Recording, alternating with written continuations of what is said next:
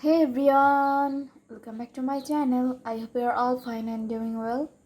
Today I'm going to show you how to draw a figure, and in this video I'm gonna show you that in details because I'm gonna tell you every measurement that you are gonna need, and I hope you will find it easy and you will be able to draw it too. And by the way, if person who is drawing on art and painting, uh, he or she needs to know this kind of measurement. But if you draw just because of you, if you want, if you like it, then you don't need to um, follow the measurement every single time. But if you want to know it, then it will be better because it's good to know different things. And obviously if you're drawing art, if you're doing something art related things, then you should know the reasons and every measurements that you should know, even if you don't use it in your daily work practices. So let's start. So today I'm gonna draw a human body front view with a front view. So I'm gonna tell you that you need seven, this is a head. Suppose this is a head, and you need to draw a seven hairs like this to draw a full body of a human.